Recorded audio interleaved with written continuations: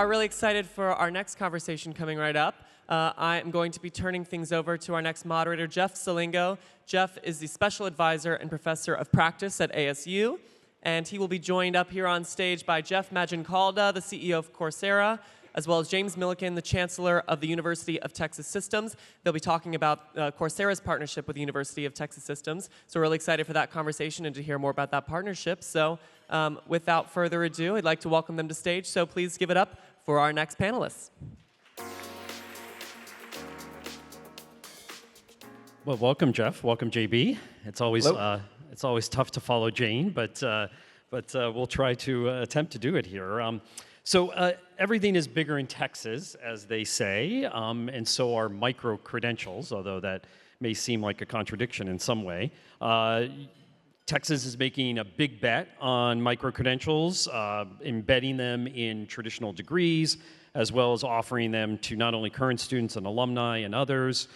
Think design software in art, data analytics in history, or industry-based credentials in the liberal arts, and including in this 50,000 potential credentials through Coursera by next year with the University of Texas System. So I'm really glad to be joined today by JB and Jeff, where we're going to be talking a little bit about how this could potentially be scaled beyond the state of Texas. So JB, let me start with you, because we've been hearing a lot about micro-credentials in the media. There's a lot of talk in both employer circles and higher education circles, but there's not a lot of explicit hiring yet, from what we can tell at scale, at least, with micro-credentials, and a lot of colleges and universities are experimenting with them, but certainly not at the level you are. So why did you decide to make this big bet on microcredentials? So I think I first started thinking about this when I was in New York, and I was looking at providers providing short-term credentials, boot camps for liberal arts graduates there. And I thought, you know, we're a university. This ought to be in our space also. I came to Texas. In the beginning of COVID, we were starting to see some pretty discouraging numbers about hiring of new graduates and about people losing their jobs mid-career. And so we sort of ramped up thinking about how are we going to intervene now for both these mid-career and adding something, a plus, a bonus to these graduates. We started talking to employers, big and small, across Texas. They loved the idea of doing more of these marketable credentials, often technical. So we started. I didn't know what kind of receptivity we'd get among our presidents and our faculty across the system, but it was pretty enthusiastic. The idea of using them, as you suggest, to bolt on to a traditional four-year degree program. But there are also other opportunities, I think, which are pretty important. One is the reskilling, upskilling for mid-career people in Texas, which we're offering. The other is, you mentioned our alumni. I look at this as kind of a subscription service. I mean, we're a trusted provider. They got their degree from us. So throughout their career, when they are going to change jobs, be eligible for a promotion, learn new skills, why not come back to us? And why don't we provide that opportunity to them for their careers? So we started offering this to all our students at our four-year institutions and their alumni. Next month, we're going to offer it to our 5 health science institutions, our 7 medical schools, so it expanded across the university system to students and alumni. So Jeff, what are employers telling you about the value of the microcredential? What signal are they giving? And as JB said, they're bolting them on, right, at the University of Texas. Is that something that needs to happen? Do they need to be bolted on to a traditional degree, or can they potentially stand on their own in a big way? So the first of these that we've had on Coursera was in 2018. Google created this Google IT certificate. And the reason that they did that is they were trying to create more diversity in the workforce at Google. And they said, well, what's the reason that prevents us from having a more diverse workforce? And it was, most of our jobs require a college degree.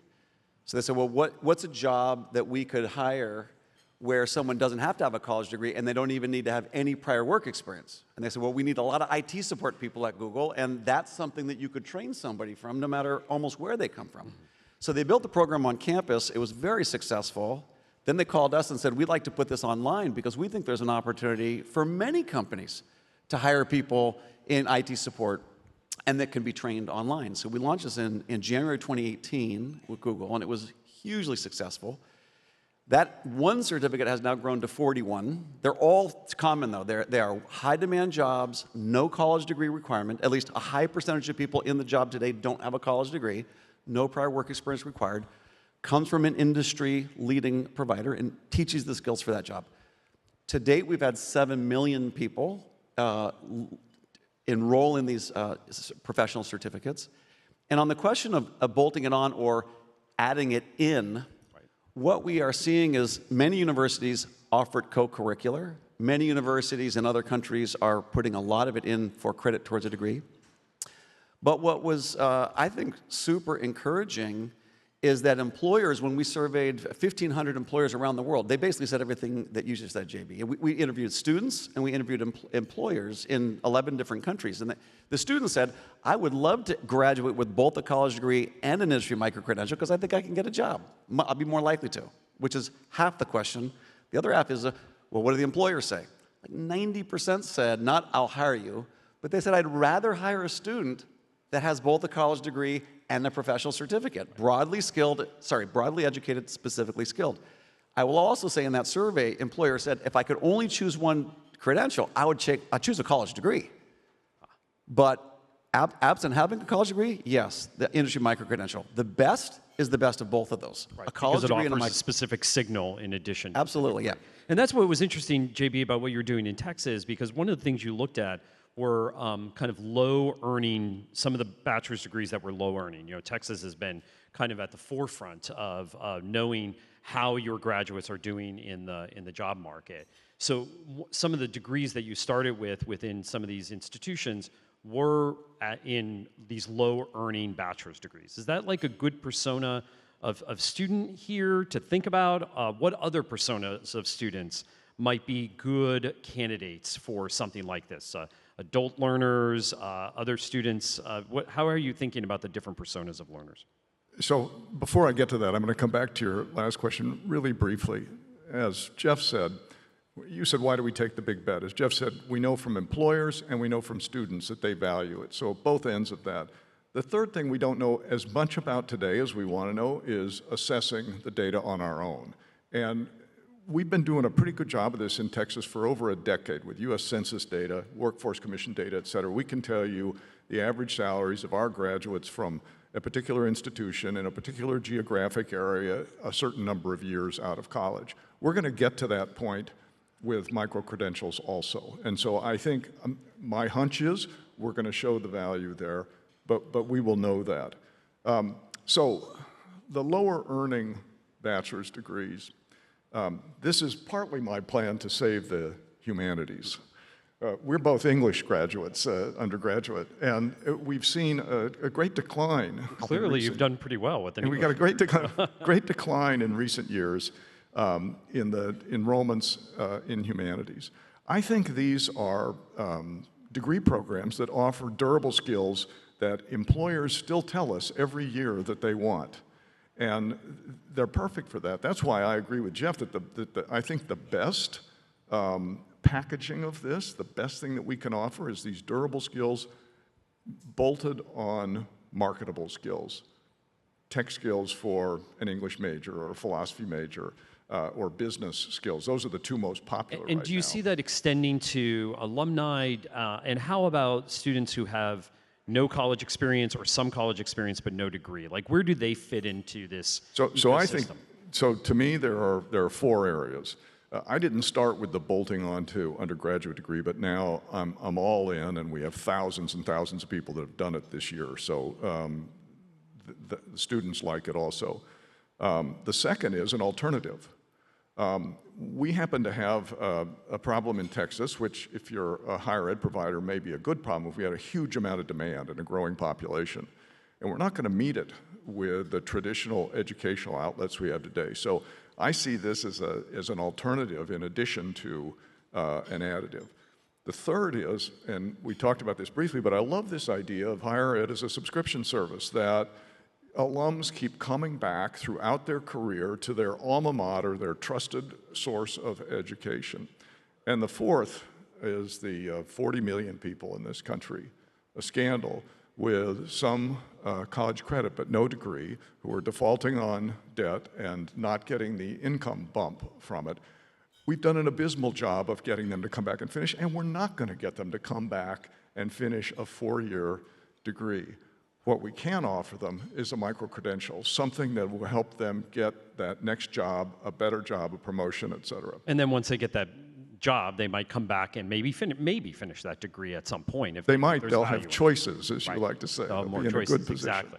So Jeff, you mentioned earlier about your kind of how you started in this area of microcredentials, and it was mostly in the tech areas, right? Is that a reflection of demand, and where do you think they have a value going forward in terms of outside of tech? Where are kind of the next frontiers in this area?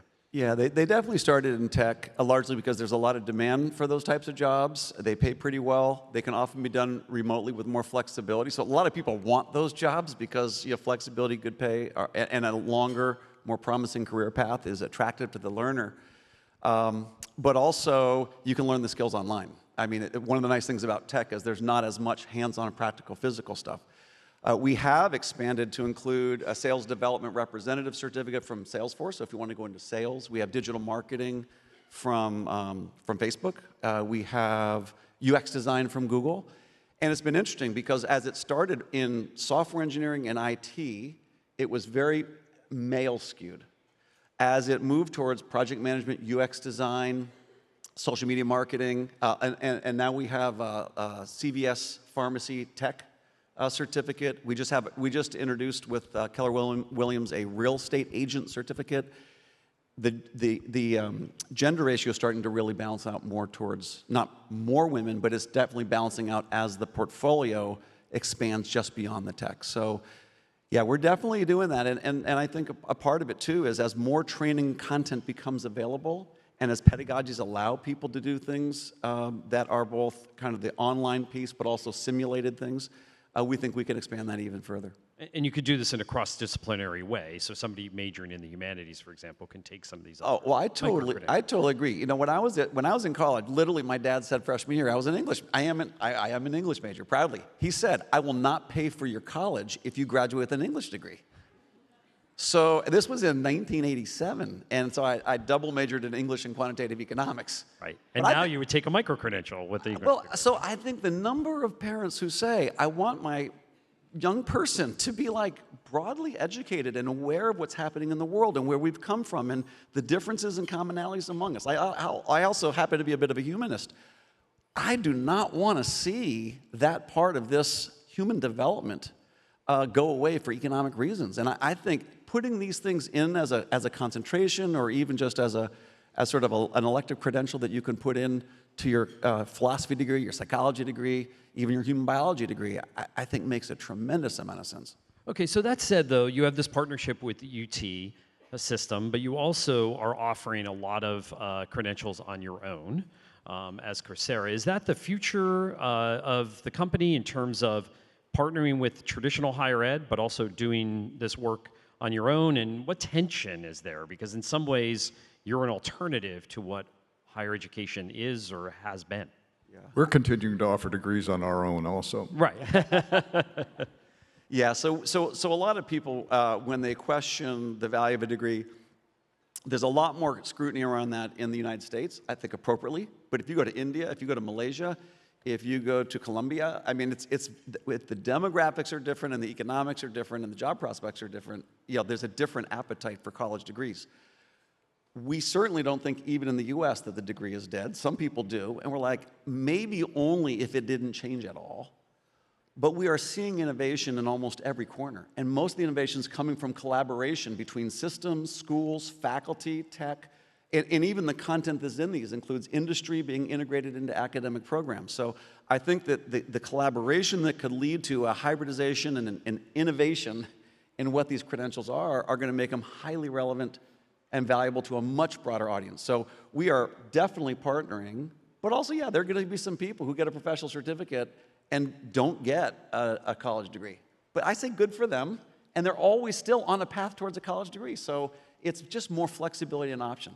So JB, you mentioned that you're still offering degrees, so obviously it's still a big part of your business. But how do you think about this in terms of students who might, or learners who might kind of bypass that traditional higher education system? Do you see it as competition, or do you see it as increasing the value of higher education over time? Because, as Jeff said, they might come back for a degree. So this summer in Gallup polling, we learned that the confidence in higher education is the lowest point that it's been in history, 20 percentage points lower than 10 years earlier. My view is that part of the reason for that, part of it's the cost, part of it's the perceived ROI, but part of it's also that we don't change and innovate fast enough to serve the market that we need to serve, Americans. And I was at a meeting of university presidents a couple of years ago when we were just starting to launch this, and one of my peers said, "You're undercutting our business model."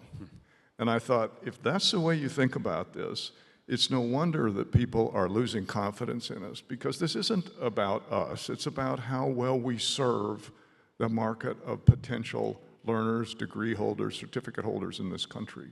So I think that anything we can offer, any innovation we can provide that has proof that it works ultimately is valuable, and we need to be doing it. So how can we scale this beyond Texas? A question for both of you. Like, where are the opportunities, but more so, what are the hurdles? Maybe JB, let me start with you on that. Like, most college and university leaders still have to work through their governance structure, still have to work through their accreditors, still have to work through credit. How is credit applied in these cases? So what are some of the opportunities you see to scale this, but where are the real hurdles that we have to work through? That's going to be a question for Jeff, because I'm not looking to scale it beyond Texas, right?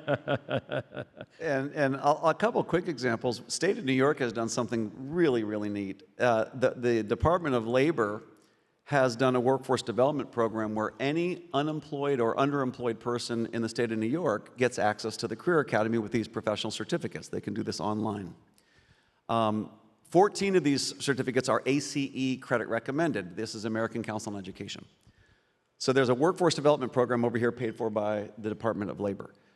The Department of Education, with the SUNY Empire College, which is the online branch of SUNY, has 140 online degree programs. And they decided that every degree program would recognize credit for any certificate that has ACE credit recommendations in the workforce development program.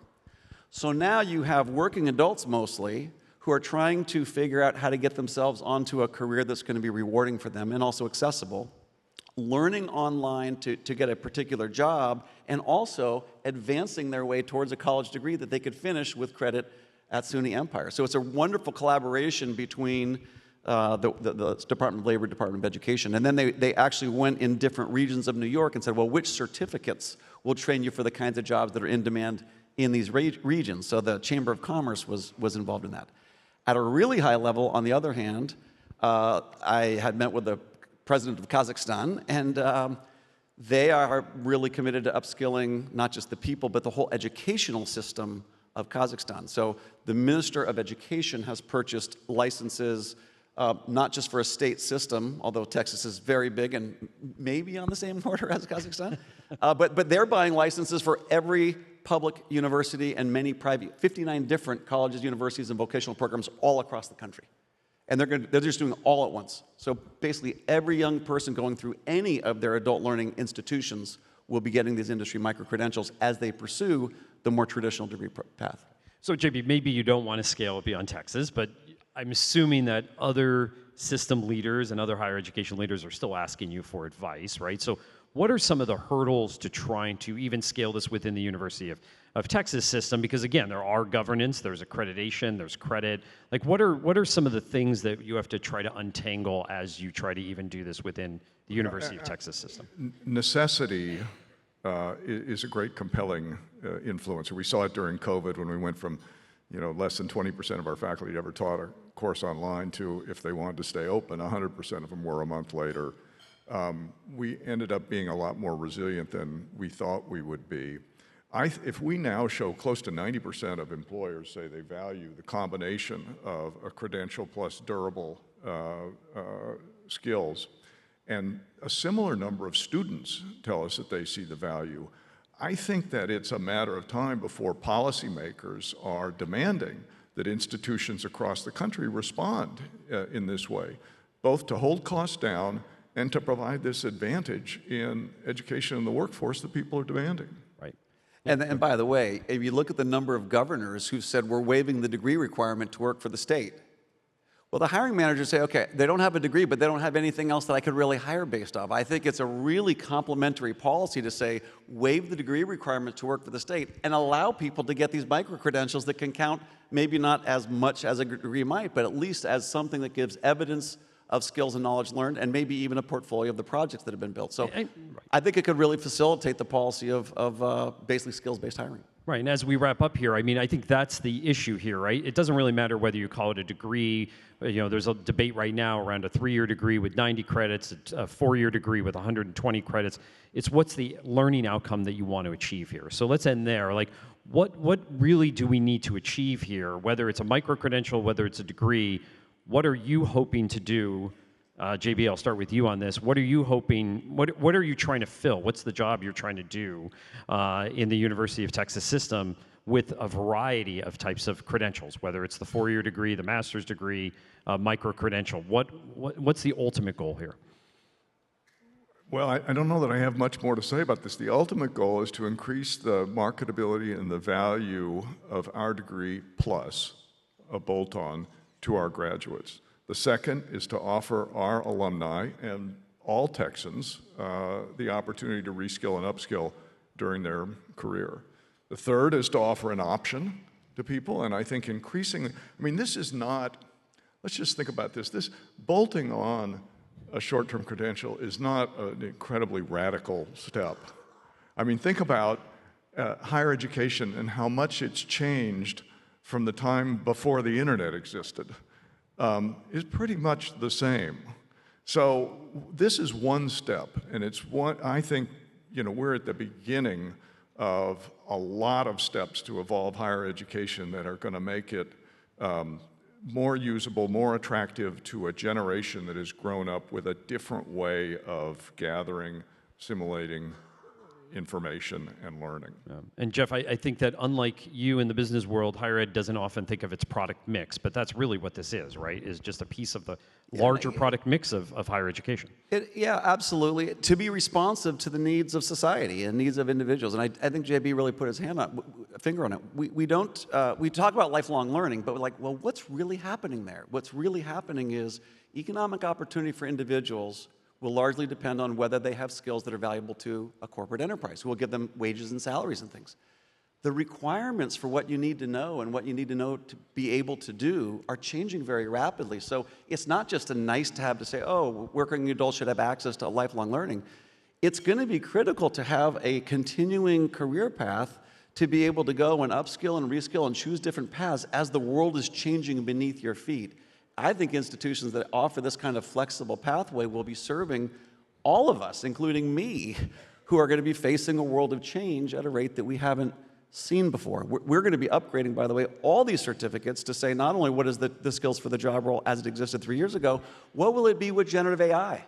Because they're all changing. Everybody in this room, including me, starting with me, our jobs are changing, and we're going to have to learn new skills to do that. And so I think lifelong learning is just not optional. So let me ask people, how many people think it would be valuable for your alma mater to offer reskilling and upskilling throughout your career instead of just asking you for money every year? Yeah. And I think that's the key here, right? This is going to be plugged and played into high schools, college, alumni, and the workforce. Jeff, JB, thank you for joining me on the stage today. Thank you, everybody.